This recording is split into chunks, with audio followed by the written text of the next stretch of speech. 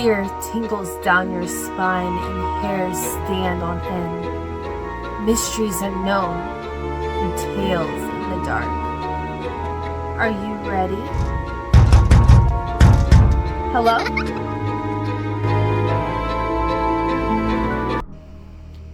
The moonlight cast its pale glow across the desert roads, the shadows growing longer and deeper until only a whisper of the past remains.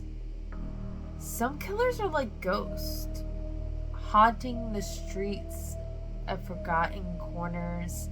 Their only company is the bodies they left behind.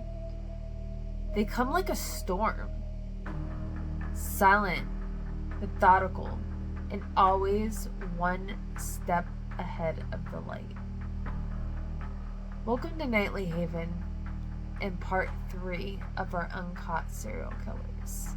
Tonight we follow the chilling trail of some of the most elusive killers whose stories remain buried beneath the layers of time and oblivion. The Zodiac Killer. Northern California, 5 confirmed victims, possibly more. Years active, 1968 to 1969, never caught. The night was supposed to be peaceful.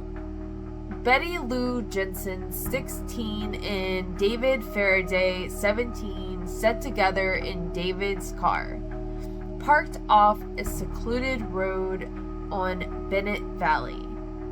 The air was cold, but they were far from alone. From the shadows, a figure emerged. A masked man holding a gun. The killer shot David first, then turned the gun on Betty. Afterward, he calmly walked away. No one saw his face. No one heard him leave. This was only the beginning.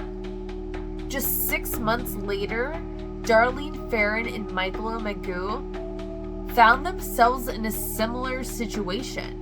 Parked in Lover's Lane in Blue Rock Spring Park. But this time the killer didn't just shoot them.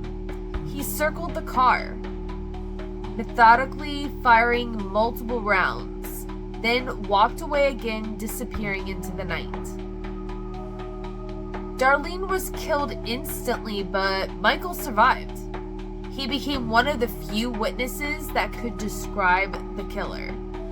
But his descriptions were vague. A man with dark hair, a dark outfit, a sinister mask.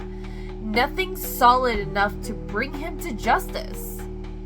2 weeks later, the killer would return. Brian Hartnell and Cecilia Ann Shepard, a couple, were enjoying a peaceful day near Lake Berryessa. They were approached by a man in an executioner hood holding a large knife. The killer ordered them to the ground, then stabbed Brian and Cecilia repeatedly. But this time, the killer made a fatal mistake. Before leaving, he drew a symbol on the Brian's car door, a cross within a circle, and a cryptic message. It was his mark. The Zodiac Killer was taunting the police and the public, daring them to catch him. His sick game was only beginning. The Zodiac wrote multiple letters to the press, mocking law enforcement and boasting about his killings. Each letter came with a cipher, a puzzle only he could solve. And more than he taunted, the more law enforcement struggled to find him. But in the midst of all this madness, the Zodiac was never caught, despite numerous suspects, including Arthur Leigh Allen and others. No one was ever defiantly tied to the crimes. I mean, some believe the Zodiac is still out there, alive or perhaps dead, but his game remains unfinished. The unsolved mystery of the Zodiac has haunted California for decades. His motives, his identity, the true number of his victims, elusive as ever. The Grim Sleeper, Los Angeles, California. 10 confirmed. Years active, 1980 to 2007. The women disappeared one by one, slipping through the cracks of the city that didn't care. In the early 1980s, Lonnie Franklin Jr. was an ordinary man and a mechanic with a family, but beneath the surface, he was something far darker. He was the Grim Sleeper. Franklin targeted women who lived on the fringes of society, lady of the night workers, drug addicts, and the vulnerable. His first known victim was Deborah Jackson, 29, and she vanished in 1985. Her body was discovered a year later, dumped in an alley. Other victims would follow, each more brutal than the last. Franklin killings appeared to be stopped in the early 1990s, but the silence didn't last. In 2002, another body was found, and another in 2003. But these victims, Tanya L. Johnson and Toyin S. Jackson, were both strangled, much like the first set of victims. The killer was careful, methodical, and while Los Angeles whirled in chaos and crime, Franklin remained hidden in plain sight. He lived in the same neighborhood, a familiar face among others.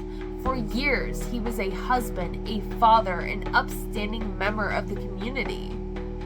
It wasn't until 2008, after DNA evidence linked Franklin to the murderers, the police arrested him. Franklin had been suspected in the past, but it wasn't until the advent of familiar DNA matching that his true identity as the Grim Sleeper was revealed. As he was convicted, it became clear that Franklin had been operating in the dark, his crimes weaving into the shadows of the city. He had preyed on the forgotten, those who were too often ignored by the system. 10 victims had fallen to him, but how many more might there have been? The Grim Sleeper reigns of terror was long and hidden. He was caught, but his silence still echoes in the city of angels. And he wasn't caught for a very long time. The Chillicothe Vanishings. Location, Chillicothe, Ohio. 6 women disappeared or found dead. Years active, 2014 to 2015, possibly ongoing.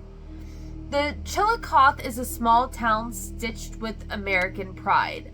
Old railroads, quiet neighborhoods, and the Scioto River snaking through the spine. But between 2014 and 2015, something dark stirred beneath its calm exterior. 6 women, Charlotte Trego, Tammy Jo Welch, Wanda Lemons, Tamika Lynch, Tiffany Sarah, and Shasta Hemrick all disappeared. Some were mothers, some struggling with addiction. All had ties to ladies of the night working or drug recovery programs. And all vanished in the same small radius. Tamika Lynch's body was found tangled in a creek and ruled a drowning despite bruising and raised questions. Tiffany Sarah was found wrapped in a sheet, duct taped around her ankles, and discarded like trash near a culvert. Shasta Hemrick's car was discovered abandoned at a gas station. Days later, her body surfaced from the river. The local police suggest overdose or coincidence, but the town whispered of something else. A man in a black car seen trolling the outskirts, someone who knew these women and knew no one would ever come looking quickly enough. Wanda Lemon is still missing. No one has ever been arrested, and the quiet hum of Chillicothe has never quite returned to what it was before. The Jennings Corner Killer.